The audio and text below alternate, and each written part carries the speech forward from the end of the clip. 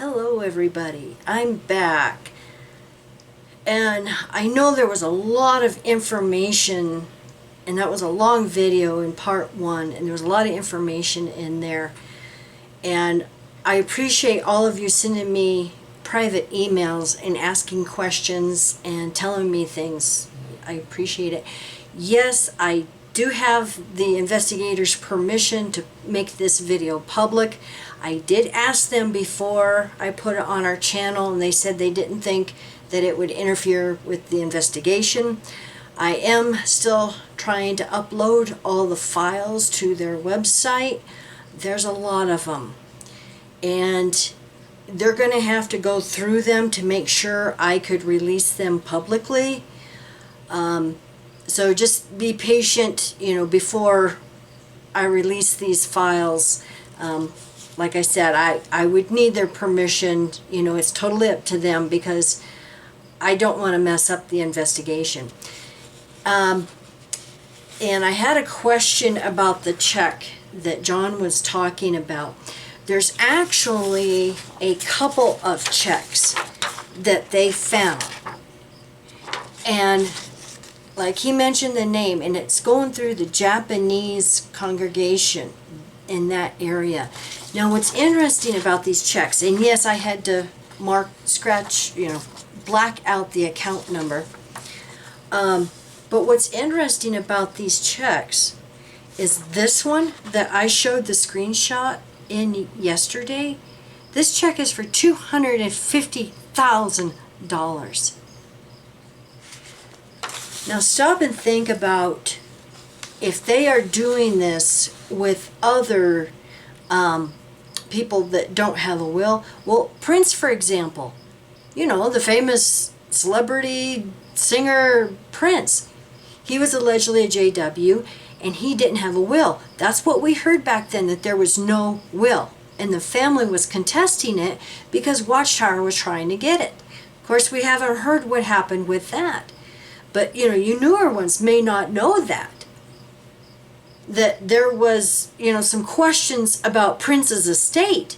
That's got to be worth millions of dollars. So imagine if they pull this same crap on all these others that maybe even have a slight connection with the organization. Michael Jackson, his family are JWs. How do we know, the same thing wasn't going on? Of course, his family being JWs, I'm sure they gave a chunk of it to Watchtower anyway. But see, this is what we need to look at. You cannot go after them on doctrines. You just can't, because the First Amendment. And John even mentioned that. And I know we kind of stopped the video right when it was getting interesting, and he was talking about, these checks. Now, I also want to mention that they also have the deposit slips. Watchtower is going to hate this. They really are, because this is exposing them for what and who they really are. And yeah, I've got some who are like, this is crazy conspiracy theorist stuff. No. No.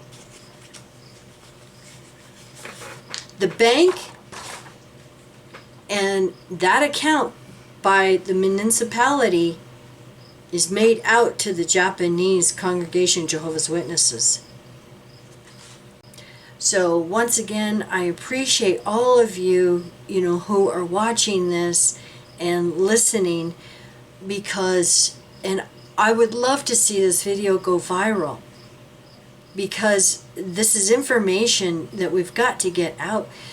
Another one of the emails I had this morning, thank you, sweetie, they thought they were the only ones that was being harassed and weird things going on in their congregation. Now they said, thanks to, these videos, the puzzle pieces are being put into place. So this is a good thing.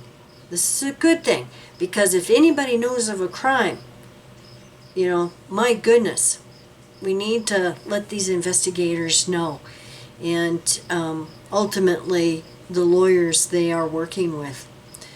So anyway, make some popcorn. We've got more interesting stuff, and I'm going to try to edit this video as short as possible, but there's so much information, that he is giving us of what the family has been through the past 15 years.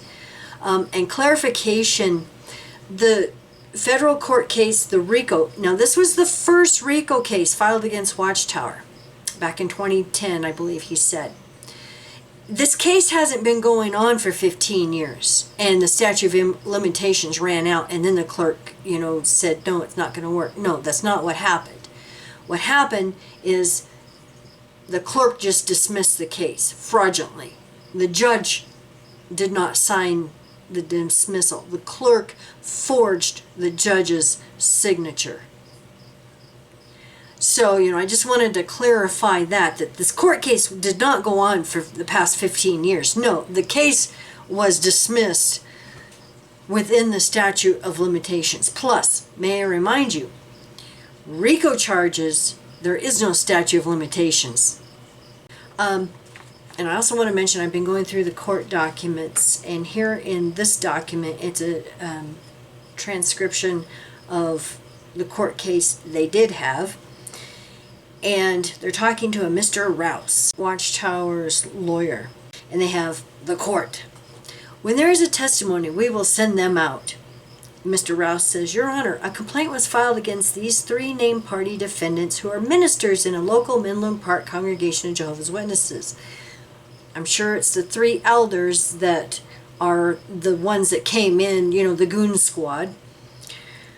They are current ministers of the congregation, and the complaint was filed by our ex-minister, one that has been removed by the organization. Now, see, we know they've done this in the past.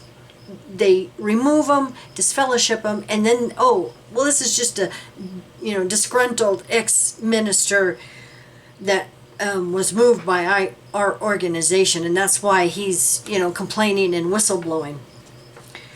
Okay, but this is the important part. This is in his testimony of the court documents. And I say organization, I am general counsel for the National Organization of Jehovah's Witnesses out of Brooklyn, New York.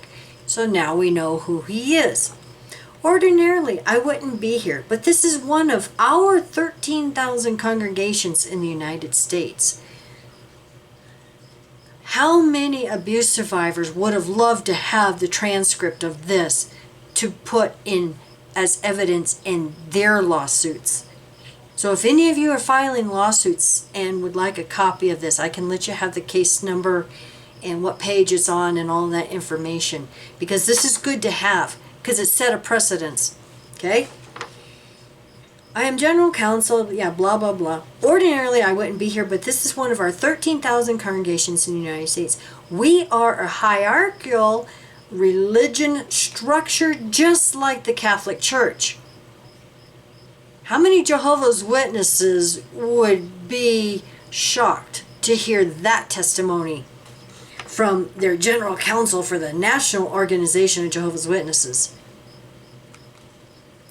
And when the order from the Pope comes down in the church defrocking a priest and kicking him out, he no longer has any say in any matter in the local parish priests in the parish. So that is the comparison they made as to, don't listen to these, disgruntled ex-ministers, ex-elders who are trying to, bring fraud forward. Oh no, totally sidestep that. And just make it, he's just disgruntled, and try to discredit them for this. Amazing. Amazing. I mean, how low will Watchtower and their lawyers stoop? It just makes you wonder. Nothing would surprise me after listening to this and, the horror stories we have heard for the past 12 years. Nothing would surprise me anymore. So, anyway, hope you enjoy this, and thank you everybody so much for letting me know in the comments and emails that you appreciate this information getting out, and I'm sure John and his family will see the love and support from this community, and down in the comments. So thank you once again, John, for allowing us, to do this. And we hope it helps. We hope it helps. And, I wish so much that our moms could see some of the stuff that we have been seeing for the past 12 years of the shenanigans that Watchtower has been doing and the criminal activity.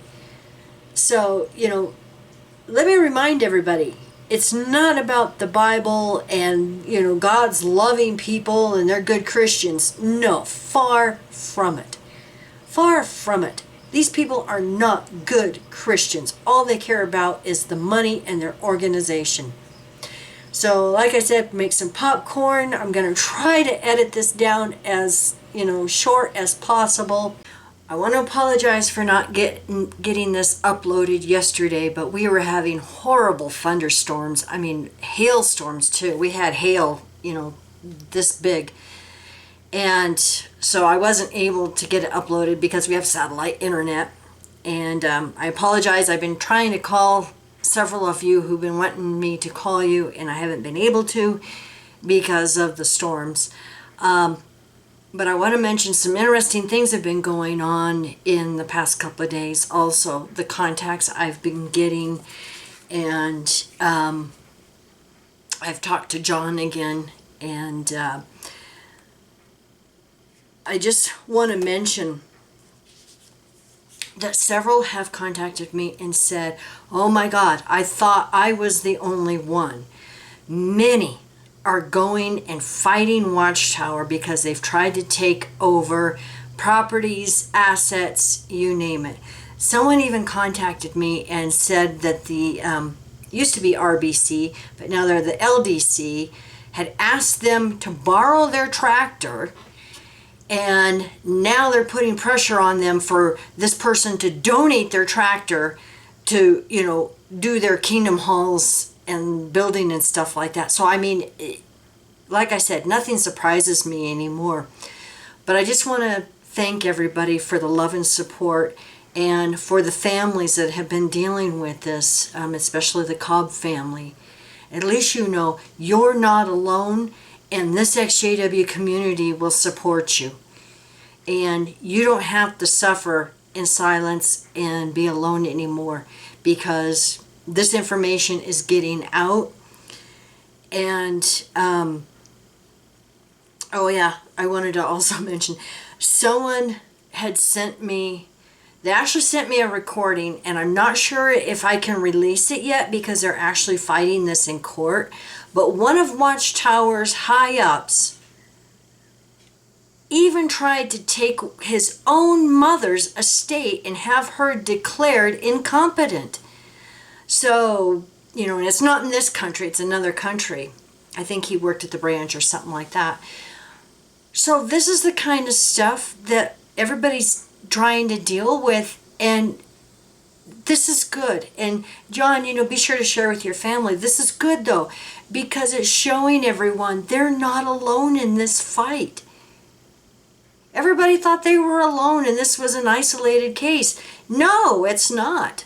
We even know of a case here in the United States where an retired circuit overseer, and he passed away, and now the family have been fighting Watchtower because the elders came in and got the widow to sign a power of attorney, and they coerced her, and they've been fighting it for years.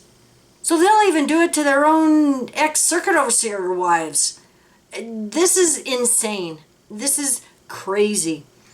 But anyway, just wanted to do a quick update. I seem to recall we were on Quada.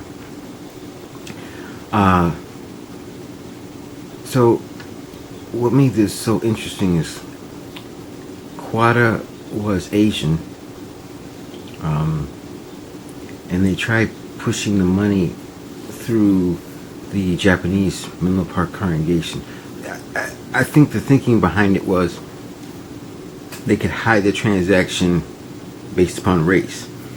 He was an Asian man and the congregation was Asian, and no one would ask too many questions, and it would go like without a hitch, is I guess what they thought. But the more I dug into the check, the more fraud and corruption it uncovered, and that's one thing the Watchtower is afraid of. They are deathly afraid of that check because it's hard evidence. It's a transaction that can be traced, and they can destroy all their records and say, we don't have a check, we never got a check. They would say that they're that stupid. But we have a copy of the transaction and everything, and it all works because there's Jehovah's Witnesses placed in the bank, in the Santa Clara County office, in the hospital. But see, it went something like this.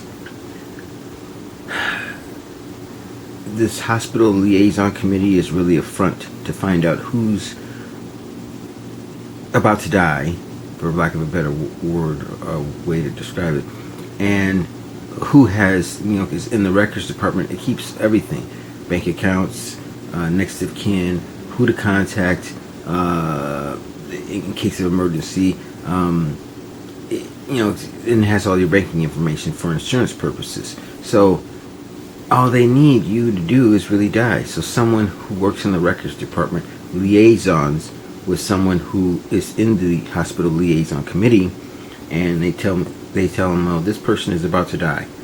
Then all of a sudden they love bomb the person and drop by and visit them a lot so that they can build up a history. So that way when they claim that, oh, well, they left us this money and we were faithfully going by and seeing him in the hospital every week. That's what that's all about. They're trying to build an instant history, if you will. But the transactions, as you can see, are all based on death. And that's no different than grave robbing, high-tech grave robbing. And that's what we accused them of. One of the charges that we accused them of. Excuse me. But we had to file a series of cases, and they all wound up back in Judge Jeffrey White's court, and I'm finishing explaining that. But it became very apparent that we weren't going to be able to file any case anywhere on anything against the Watchtower. And someone in the legal community let us know off the record that any case filed with the last name Cobb and it's against the Watchtower, it's going to be derailed. And that was like 10, 12 years ago. And that has been the case. And that's another reason why I came forward. Because something about... I tried working with Zalkin. I tried to contact him. I emailed him twice. I called twice. I faxed him twice. He never once talked to me. He never once got on the phone. He never once said, well, what do you have? Because I tried to give him this information that I'm giving you.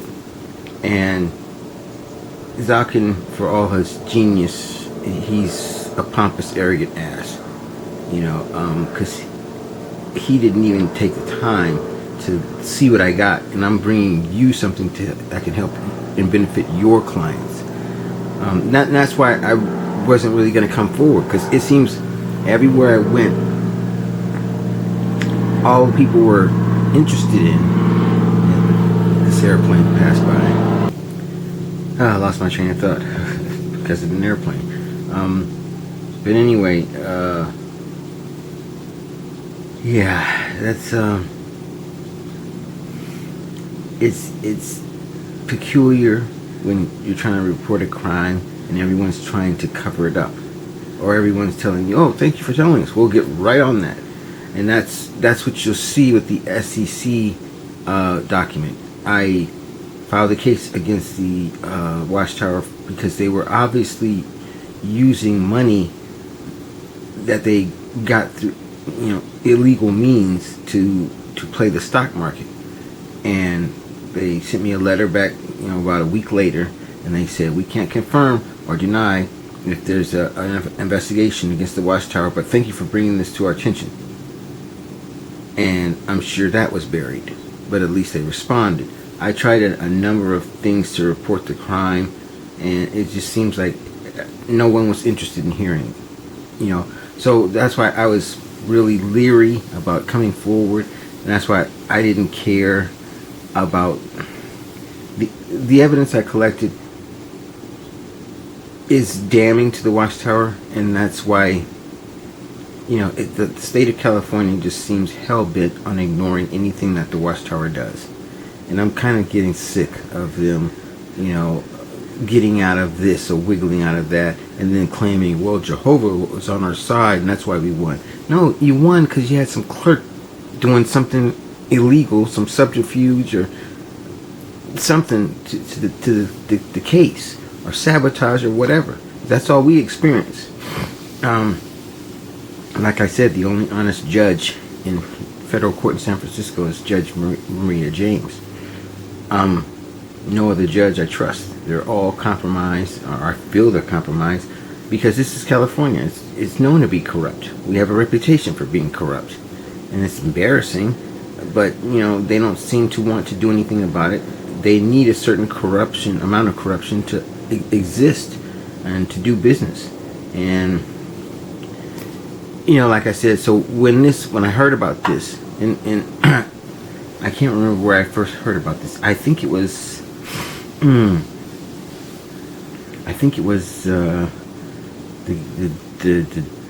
gentleman who's in Arizona, or something. I can't remember his name. I'm sorry. Nice beard, but he was the first person that mentioned something about a case and a lawyer. Because Zalkin was an idiot.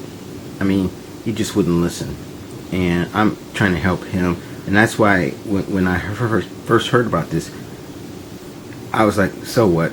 I mean, I could probably supply them all the smoking gun evidence that they need, but are they going to do anything? And that's why for a long time I just listened or tuned into a few podcasts, but it was like I was taking a wait and see kind of attitude. And because I've had enough of the Watchtower. I've had enough of them acting high and mighty, thinking they're the mafia or something, and how they bully people behind the scenes is just sickening. It's just sickening. And I'm not the kind of guy you can bully. And the Watchtower really plays dirty. I mean, we didn't realize or understand the level that they play dirty. But when they kicked the door into Arlen's house and took his grandchild, Child Protective Services, that killed him. That really killed him. And the Watchtower was behind it. And that's the funny thing. They work through third parties, and then they stand back and say, well, we haven't done anything. You know, that was that situation. Now, bad luck on your part. And I just got tired of that, knowing that they were behind the things and they were doing stuff, and you know, their reach is very far. They're quite powerful. But and everywhere I went, everybody's like, well, aren't you scared? Aren't you worried about the Watchtower? You know, I mean, I don't want to say this, but I have friends. It's an insult when the Watchtower comes across like some heavy. You know, it irks me, because they're not tough guys. All they're doing is preying upon 8 million people, their own flock. And you know, I'm kind of a different guy. I grew up as a witness, but you know, my life took a different turn, and I don't really regret it. I'm saying I made my own choices, but I came in contact with a lot of different people, and the Watchtower are nothing but posers. They're wannabe tough guys, and everybody bows down to them. And I was just so sick and tired of that. And I thought, well, this Travis guy, you know, Travis lawyer, probably the same thing, you know. And I was just so frustrated to the point that it was about to come to violence. It really was, because they done so much. They arranged for Arlen to lose his granddaughter. Child Protective Services never said why. They tried to kill Joseph, Arlen's son, ran him off the road. I have video of that, and the aftermath. When he was down in the hospital in emergency, I went down and asked him on camera if he thought it was an accident, and he said no, it wasn't. And they ruined my brother's 18-year marriage, and they demonstrated that just the Watchtower has a lot of control, because they ruined the marriage with just one phone call. And my brother had accumulated a lot of the banking evidence on a certain hard drive, which came up missing. His own wife stole the hard drive and turned it into a brother who's on some committee. And that's the hard thing about it. I've watched people that I've known for 20, 30, 40 years turn on us at the drop of a hat, just because 11 idiots or 12, or however how many there is, some idiots who call themselves a governing body.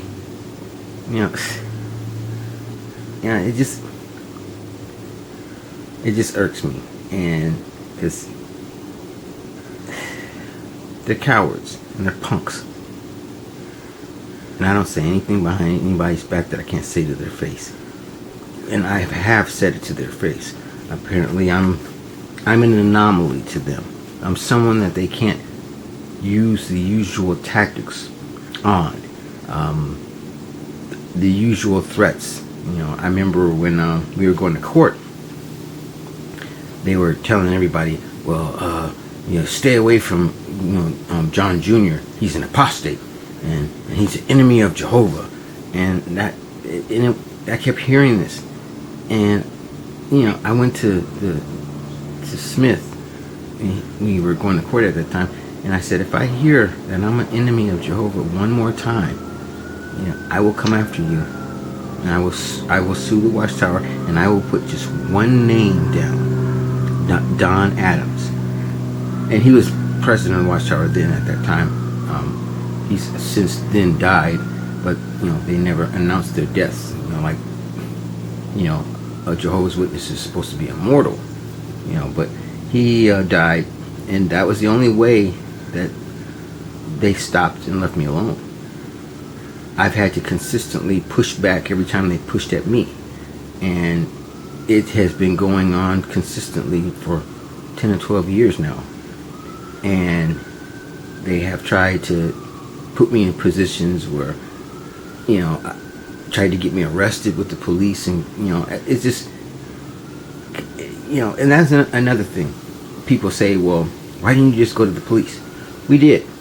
Very early in this, we went to the Menlo Park Police Department, and we had an investigator assigned. His name was, I think it was Keaton, something Keaton. Well, it was Michael C. He's since then retired and moved to Oregon, and it was right after he was about to file for a warrant for Ernest Breedy's arrest. He was going to file for a warrant for, is it Donald Showers, Ernest Breedy? He was going to arrest 4 of them.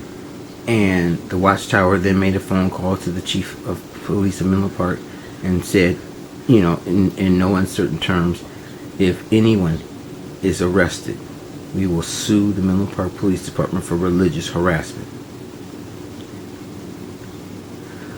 And the Menlo Park Police Department is they have a reputation. They will do anything to avoid a lawsuit. That if that means compromising the law, they will do that too. So they didn't make an arrest, and not long after that, the investigator Keaton was shipped off to Portland, Oregon, and he hasn't been back. It seems like everyone who got near this case somehow or another they got fucked up or something happened to them, or just, and at first it started looking random, but it wasn't. It was like, and it got so bad that the legal community was staying away from us. They had put out their bad news, and don't help those guys, and that's what we learned is when you hire an attorney, he works for the court first, you second. So it just made no sense paying money to a person who's going to do what the court wants them to do when he's looking like he's taking on your case. He's not. And we were very naive about that, but we learned very quickly. That's why we did the case ourselves. We approached it with common sense. Common sense has to be common law, and common law should be simple. And it really was. We weren't procedurally, we were lacking in certain court etiquette, but the approach was it was the right approach for us, because it was very easy. Showing their guilt was very easy, and it got to the point that even Judge James was very curious. And so when the dismissal came, I wasn't buying it, because Judge James was very curious, because she knew there was something about the bank records, because we had requested the bank records 3 times, and Anthony Smith just ignored it, and it was like, who the hell do you think you are? And his thing was, you're not going to ever get them bank records. You're not going to ever see them. And they ignored half of our subpoenas, and it just got to be a mess where Judge James told him, if you have not provided those bank records when I return from, being off calendar on vacation, I will make a court order. And that's what scared him. He was not willing to give up those bank records. But looking back on it now, and we didn't have the laws in place then to be able to go after him, the Watchtower. We have the laws in place now, and that's why I was writing up a lawsuit, and I was going to take another run at him, because I figured win or lose, I would expose them and expose all that they've done. Because one thing I can tell you about the Watchtower, they don't want any kind of scandal, any kind of hint of impropriety or something was done wrong. They can't afford it. And that's why I was going to take it back into court. But when Trump became president, he wrote so many executive orders that it was like, oh, well, now I've got legal grounds to go after them. And I was going to sue them under the executive order 13818, because I figured that would trigger the Department of Justice to have to get involved if I could, sue them under that statute. But none of us have given up. This has been the last 15 years of our life. We can't give up. The Watchtower will be all over us. I mean, they're using some kind of propaganda department. These guys sit in a room. 6 guys. At least it was 6 guys when I first heard about the system that they have. But 6 guys, and all they do all day long is surf the internet. And all they do is look for anything that's going to become a scandal, and then if it is, their propaganda machine starts right up. And it's so systematic that it's sickening,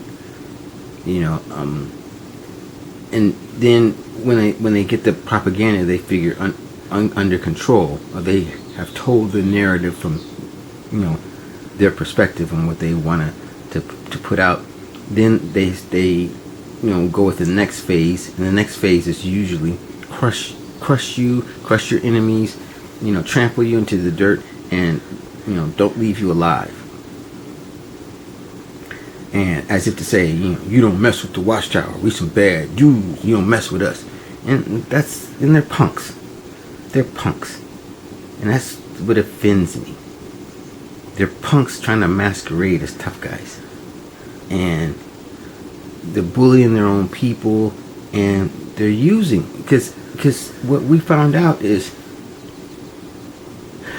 when they were laundering money, they were hiding behind the congregation expenses.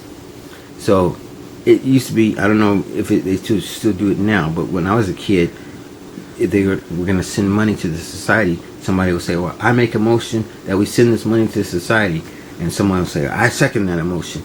Well, when that happens, everyone in the congregation becomes an accessory after the fact to the money laundering.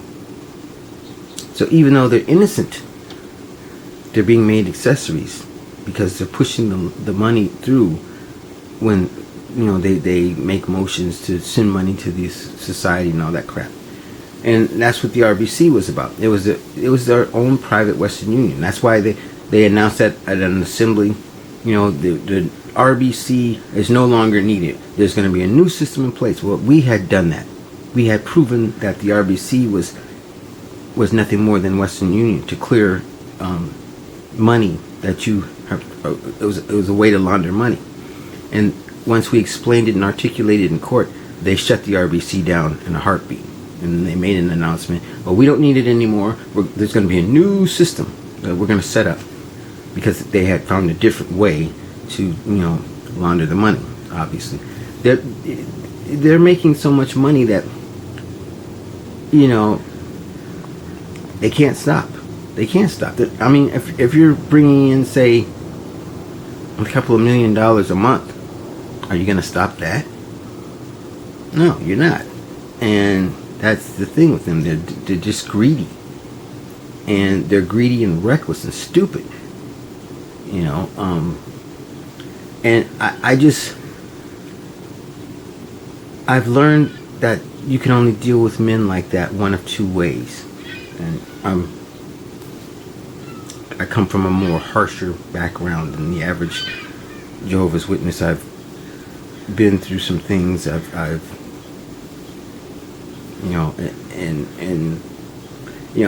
like I said, I've been to prison. And full disclosure, I've been to prison for 4 things: receiving stolen property, 1 count of check fraud. I wrote a bad check, and 1 count of burglary. I stole a goat in high school. Long story. It's a mascot for the school team. It's a long story. And the 4th thing I've been accused of is escape. I escaped from prison, and I escaped in '87. I wasn't captured and caught until 1994. And in that period of time, I came in contact with all kinds of people, and that's why I have the contacts to find out things like Kohler not being a Navy SEAL, and I thought I was a random situation, but I've come to find out that I'm not a random situation, and that's the last part of this video, and that's going to be for Mikey, and I don't want that to be publicly consumed just yet, because unless you have some experience or been there, you're going to think it's real far-fetched. But yet I have a feeling that, Mikey, you're not going to think that, because I think it was something you said in a video, and it kind of triggered me. And it was like 6 months ago, maybe longer, but I was watching one of your videos, and you made a comment about the CIA. And when you made that comment about the CIA, that let me know that you knew more about the Watchtower than what you were telling. And that's what led me down the rabbit hole to look into the CIA having a relationship with the Watchtower, and I did find it. Executive Order 13526, signed by Barack Obama when he was president, then President Barack Obama.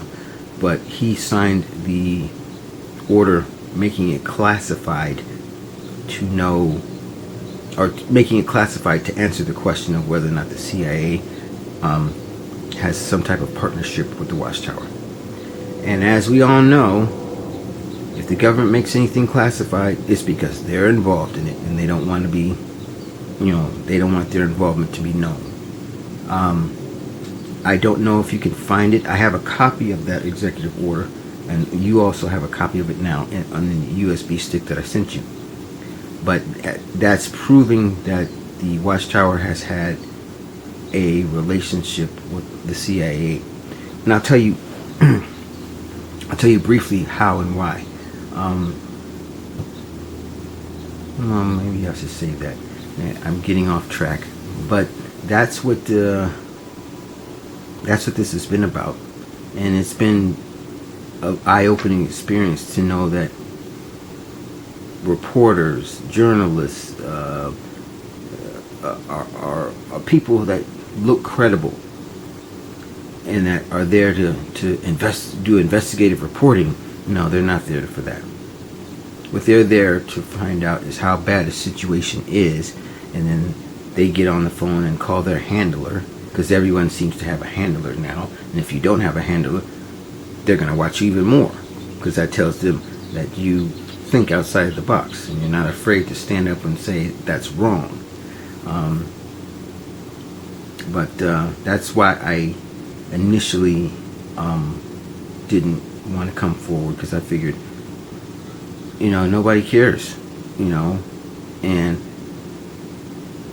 that was maybe then, under Biden and under Obama, before Trump came along. But when Trump came along, he seemed to write executive orders that were geared towards religious organizations that have fallen through the cracks of accountability.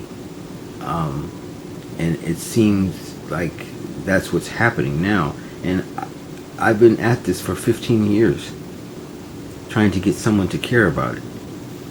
And, everyone spends their time trying to cover it up or gaslight. Oh, that didn't happen. Oh, no, Mr. Cobb, that didn't happen. I'm just tired of it. And I just, like I said, they destroyed my brother's marriage. They took my kids they took my brother's kids. They killed Arlen by taking his granddaughter from him. That he never recovered from that. And it seemed like the Watchtower was trying to teach us a lesson. We better not ever rise up against them. And here it is, 15 years later. And my father and my brother, the surviving members of the original Menlo Park 2, they have applied for reinstatement. Now I'm going to tell you something that's probably going to blow your mind, but they have been in meetings for the last 2 years. For the last 2 years, they have been in meetings. And they finally decided just maybe it was the Tuesday before last, but they decided, no, we're not going to let you back in. After 2 years of meetings, they wanted to find out what all he had, because he had to confess to everything. And he went in to talk to them, and he was trying to be forthwith. All they were trying to do is find out what do you know, and how can it hurt us. And I've collected a lot of evidence, and they're very furious with me. But at the same time, I'm kind of an anomaly that they can't do anything about. I don't care about their Freemason crap. It means nothing. I mean, I was, like I said, I was to the point where I was going to give up. I was going to do a Luigi Mangione, because I figured I'm just going to have to bring enough attention to this situation so that they can't spin doctor it their way, and that these assholes who say they're in law enforcement are going to be forced to do their job. I know that's not the way to handle things, but I didn't know. I mean, I knew there was corruption. I knew there was all kinds of things in the world that just weren't right, but I didn't know it was like this. I mean, sometimes it makes me wonder, what are the cops there for? I mean, they're there for speeders or getting a cat out of a tree or something like that, but when it comes to real things, no. Cops beg off. They try to find any way to not do something. I mean, I went all the way to Phoenix, Arizona, to the FBI office to try to report this, because I wasn't going to the San Francisco office. It's in the courthouse, the same courthouse where we had our case. So I knew going there is, and they have a reputation for being very corrupt. So I got on a Greyhound and rode for God knows how long to just go into the Phoenix office and try to report this crime. And I wasted my time in bus fare. It was just frustrating. To know I have this case and wrong has been done. And it's like this. This is, for me, it's you've put this cloud over my family. This cloud of suspicion. We hadn't done anything. All we did was stumble upon your secret. An inconvenient truth. We just, you were laundering money. You were stealing money. You were, I mean, and that's the whole thing I kept thinking when I was growing up. Is this really the truth? And that's the good thing about it. It's answered that question for me emphatically. Without any doubt or hesitation, I now know it's not the truth. I used to feel a little hesitant. I shouldn't say that. I could be blaspheming. But no. It's not the truth. And in fact, I mean, I don't believe in any religion now. I believed in the Watchtower. That was all I believed in. And even though I was a quote-unquote worldly guy and went off into other things and whatnot, I tried to live by a certain code that I had learned or developed in growing up, being in and around Jehovah's Witnesses and Watchtower publications. But when Mikey had that video that showed all those hidden symbols in the Watchtower, and I was thinking, why didn't I ever see this? Why didn't I ever notice this? And it's like the scales had dropped from my eyes, and then I could see it for what it really was. And then I realized there is a lot of Freemasonry associated with the Watchtower, because there was a couple of brothers in my congregation who were Freemasons, and I didn't know that until after they died. And it was chilling, because Freemasonry is just, they're the foot soldiers that are supposed to pave the way for the Antichrist. And I'm thinking, and this is what you're associated with, so it couldn't be the truth. And I was convinced of that it's not the truth. It's just, and then when I started looking at it, the repetition, the words that are used, it was first level programming, almost similar to the MK Ultra program. So what you have here is 8 million people who have all been given first level programming, and they're ready for the next level, whatever that may be, But when I really started looking at it, then I realized this is something evil that's been masked to look like something good. And I just, it just, when I started looking at it that way, I realized that the Watchtower was dangerous. Not because they were dangerous, but because of what they were teaching, the doctrine. It just, now I'm so clear-headed. But the thing about the way, which is, like I said, the way they teach the Bible and the way they indoctrinate you is almost the same as first level brainwashing. That comes right out of the CIA handbook. You know, it just, you know, and then when I found out that the Watchtower is involved in Project Stargate, you know, that's, I'm gonna say that's a conversation for me and Mikey to have, but because there's so many things about the Watchtower that I know now, and it's like I can't tell anyone because I have to wait until they can accept that this is maybe questionable.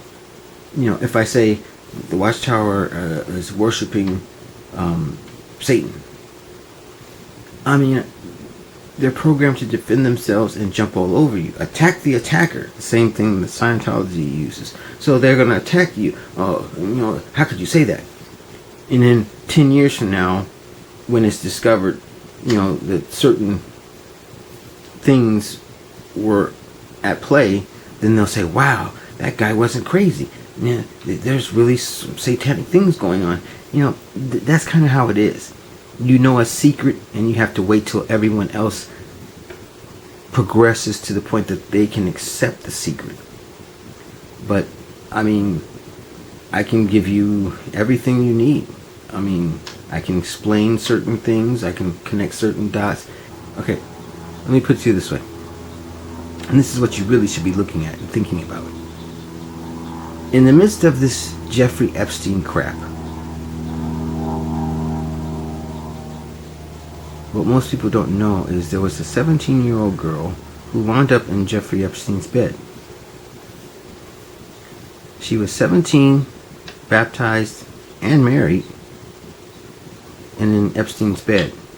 How do you think that girl, who's one of Jehovah's Witnesses, wound up in Epstein's bed?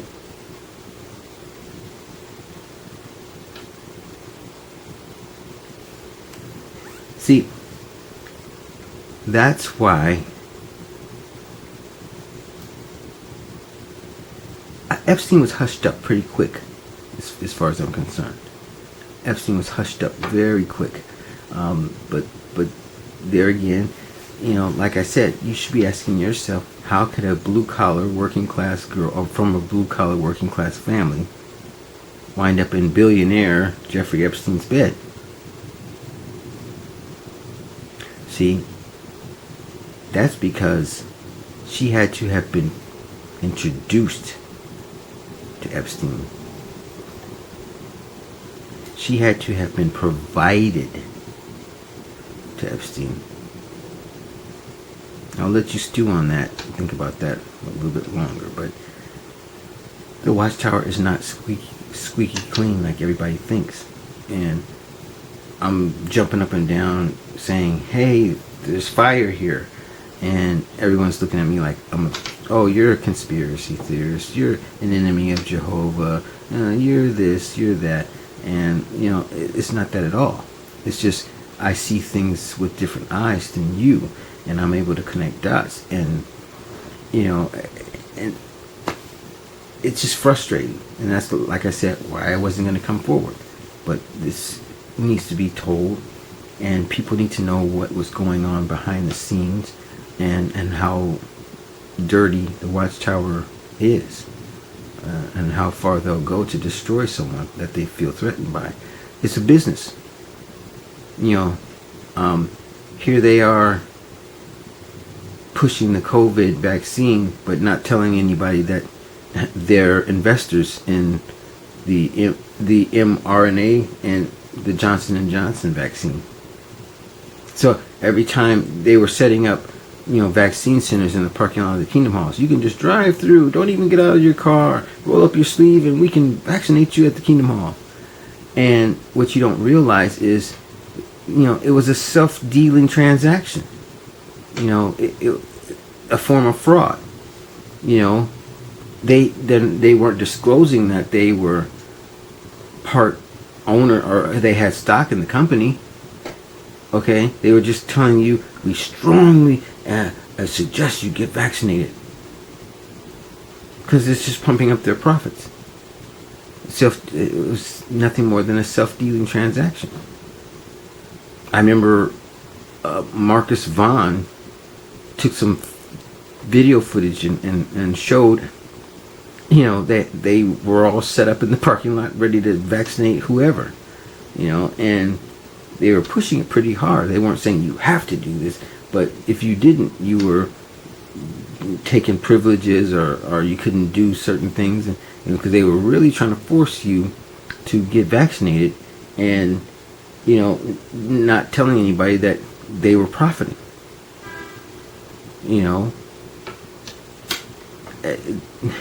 Fraud by deception, or by omission.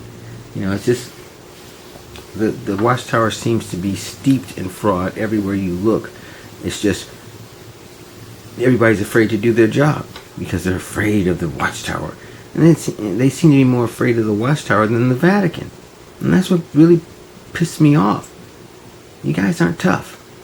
I know tough guys. You guys are not tough, and it's just, and like I said, it was coming down to a finality, and before you came along, because I'm just so tired of them getting away with everything and destroying people's lives and never apologizing, never saying I'm sorry, and acting like they're so lofty and they're holier than thou and they're infallible men and they're anointed, and they're not.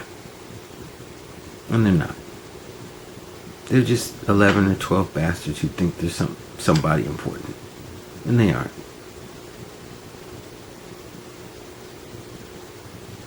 They can't even take responsibility for anything that they do.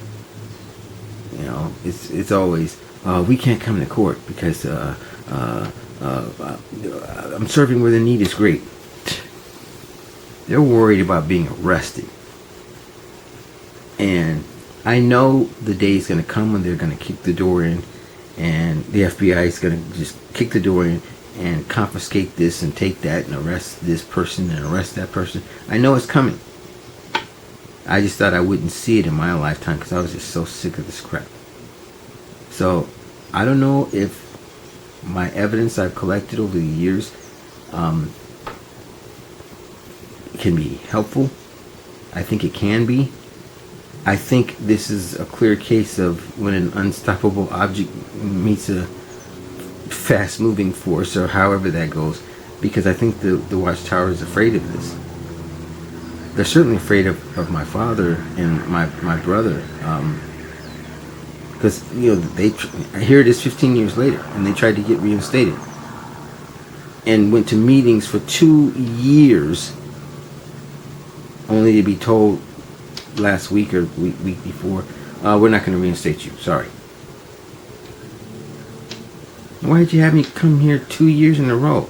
They met with them, and what's insulting is what came out of the meeting was they wanted my father to fall on his sword and just take, what we do to you, just take it, and we'll fix you up somewhere down the road. And you already have this cloud hanging over our head, and the people that we thought were our friends and family aren't.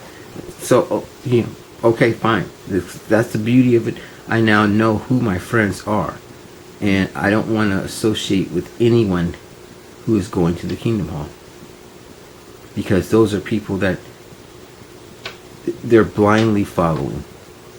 And if I don't convince anyone of anything else, I would just say, the Watchtower is built on fraud. get out of it. I mean, the beauty of it is, excuse me, the beauty of it is, on that final day of judgment, you can stand and say, I was misled. I was misled. And, you know, you're, as far as I'm concerned, you know, you're good. As the Bible speaks about stumbling others.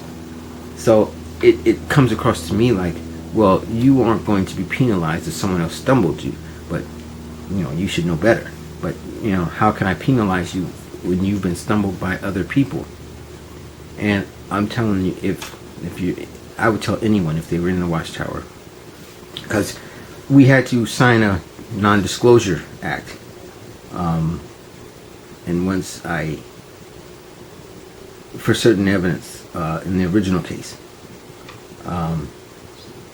and I wasn't going to sign it because I knew what it was about. It was about keeping secrets, and I begrudgingly signed it.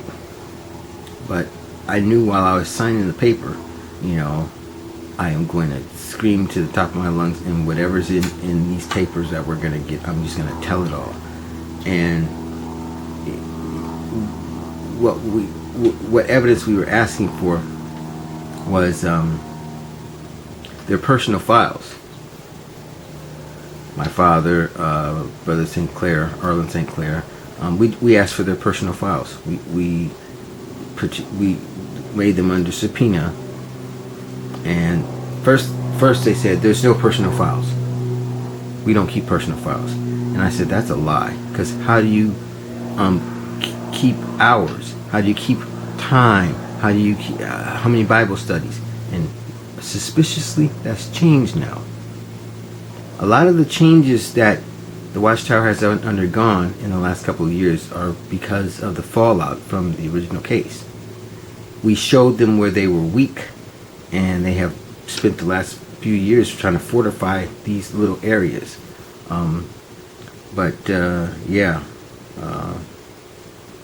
That's all the Watchtower does. They find out what you're doing or what you're going to use against them, and then they run ahead and try to, fix it up, and then try to create their own narrative for it.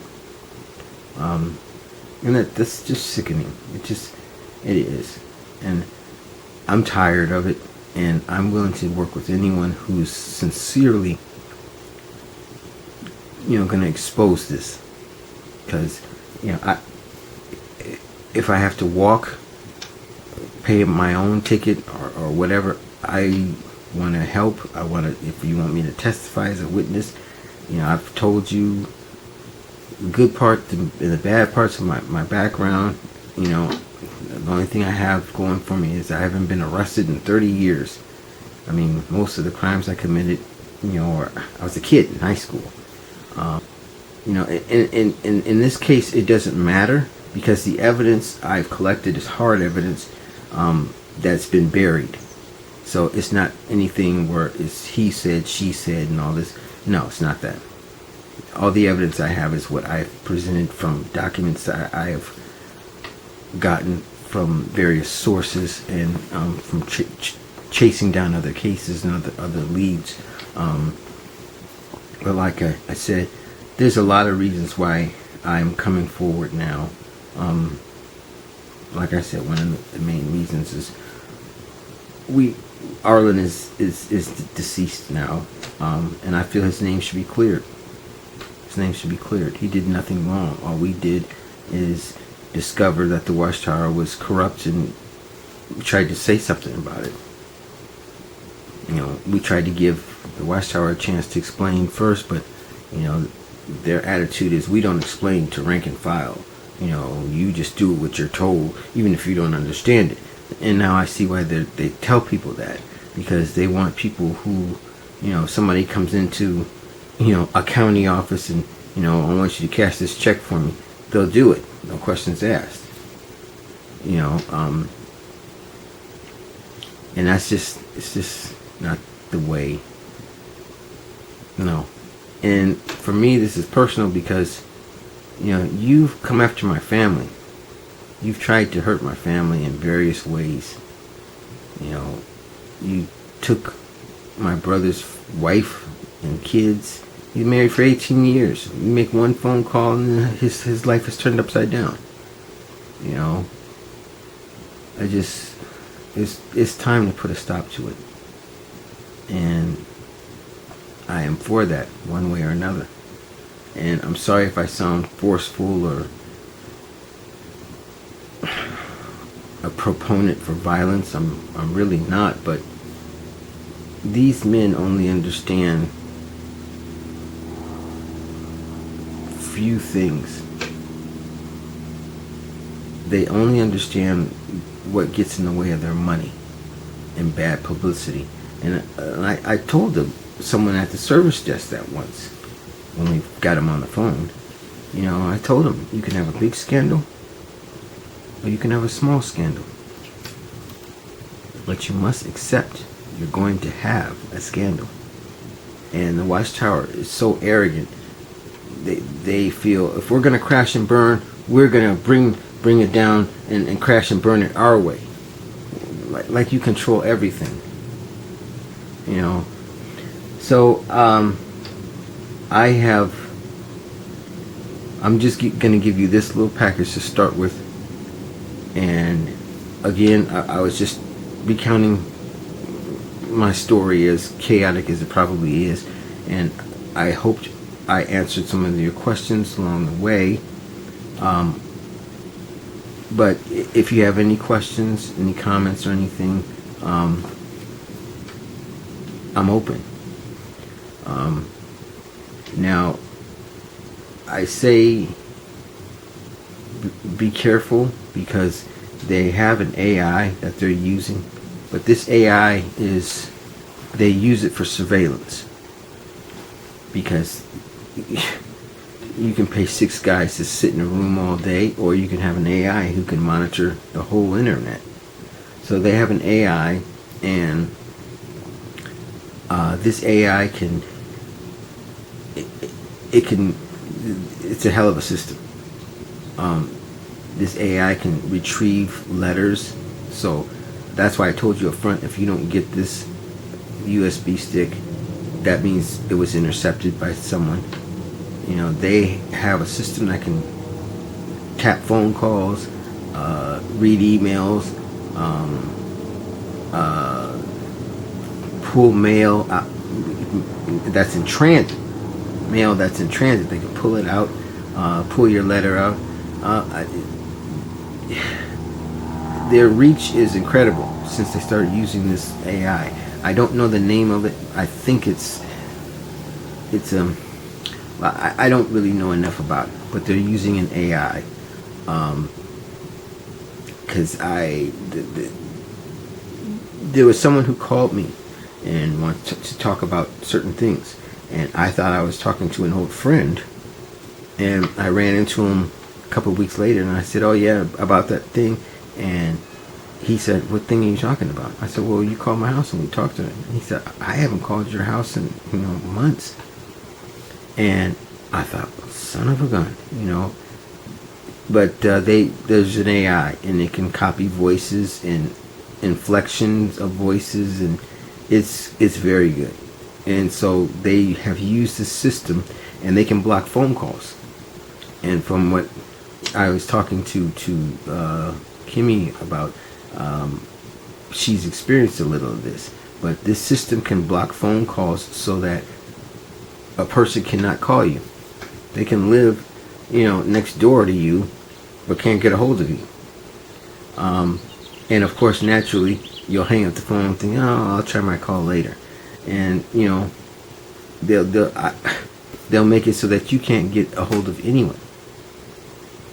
You can be literally in a city with millions of people, but this AI can reduce you and isolate you down to nobody. I don't know how it works, but you could be standing next to someone and it won't matter. It's also a tracking system. It can track you. This AI has tracked me literally all over the world. And at first I thought, oh, I'm losing my mind, I'm paranoid and all this. But now, it's funny, the things I thought were paranoia and conspiracy years ago, they're now confirming. It's a general AI that can do everything. And I just, like I said, I just want to get away from the Watchtower. Because it's like, it's the only religion once you join, it's like they own you for life. Or they think they own you. And I'm just tired of that. And if you're not going to leave my family alone, and if you're going to drag our name through the mud and say we did this and we did that when we are the ones that exposed it and was trying to report it and get it taken care of, then I'm just at my wit's end, because I just want something done, somebody to take seriously the evidence that I have. And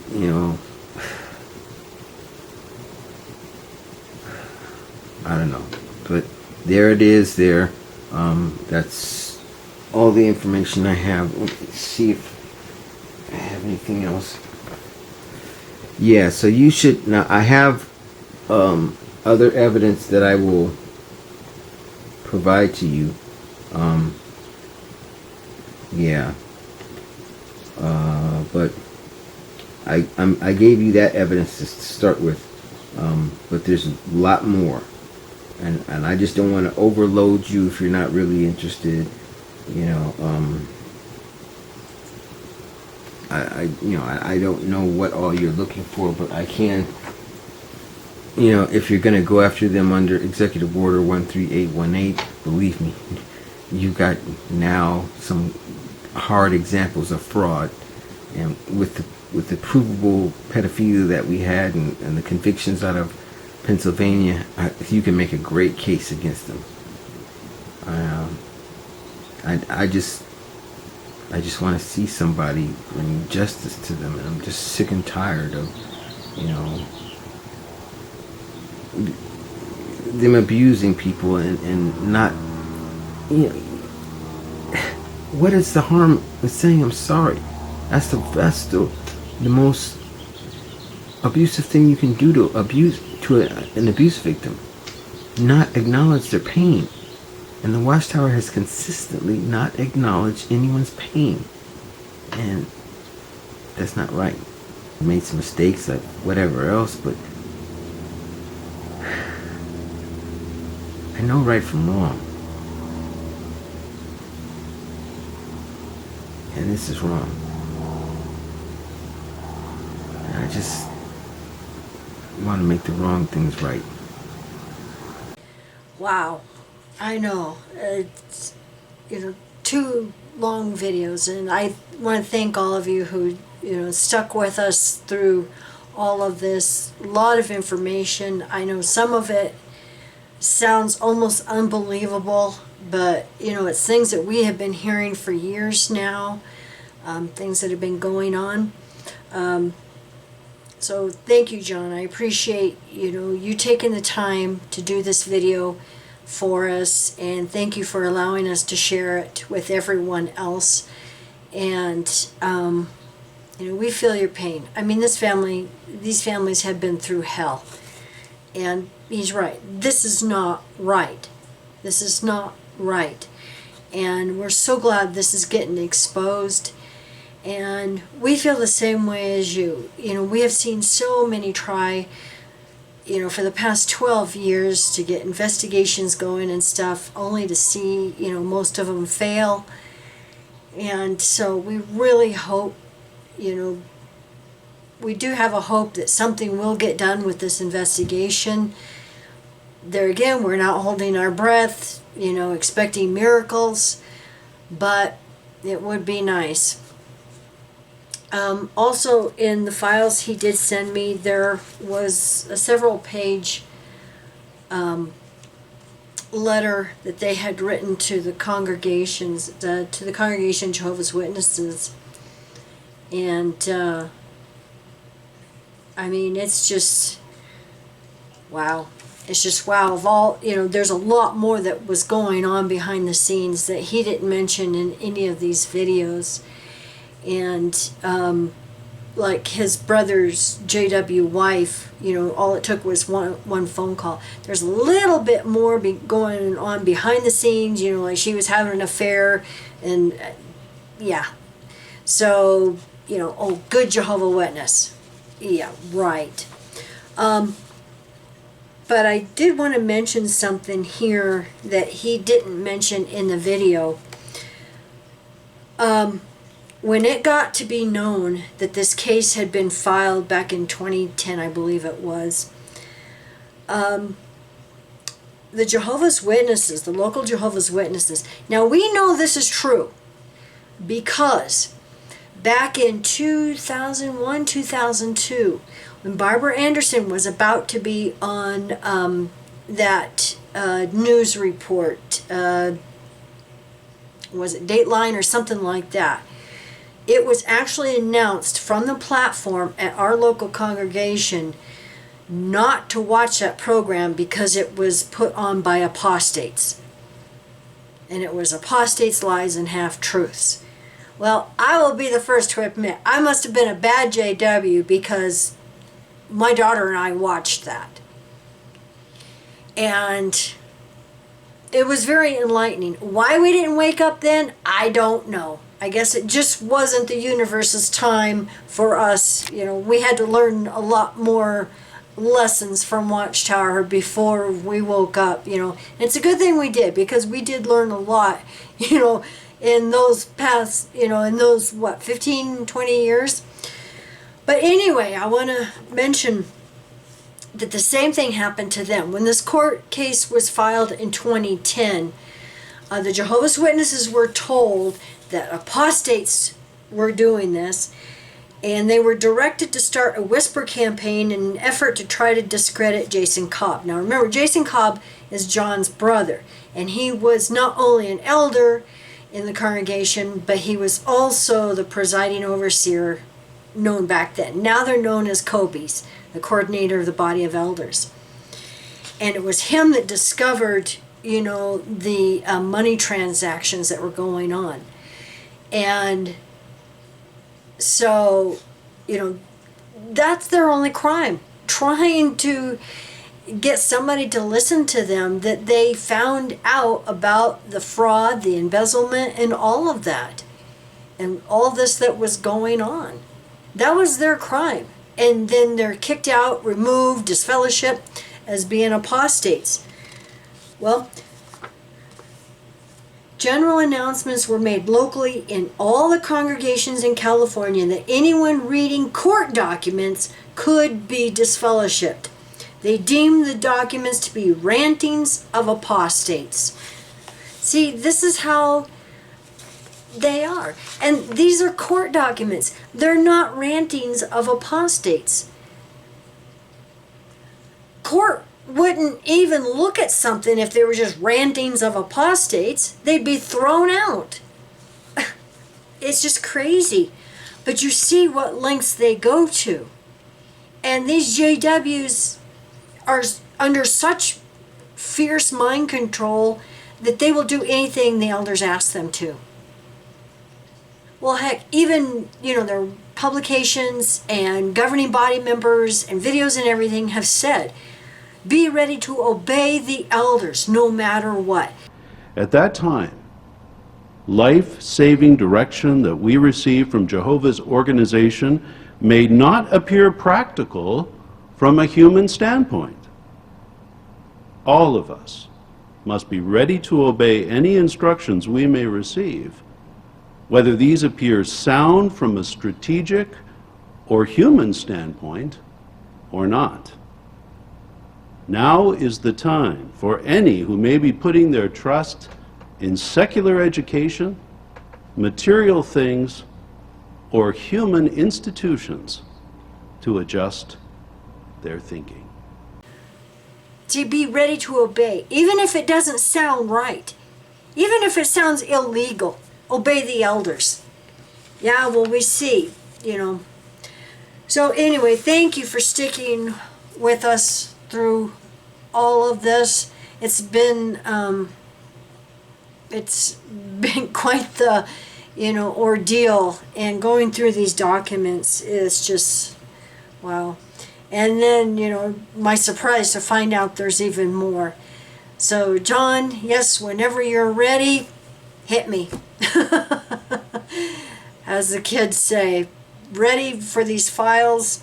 And so, appreciate all of you. Thank you for watching, and you have a wonderful week. Bye.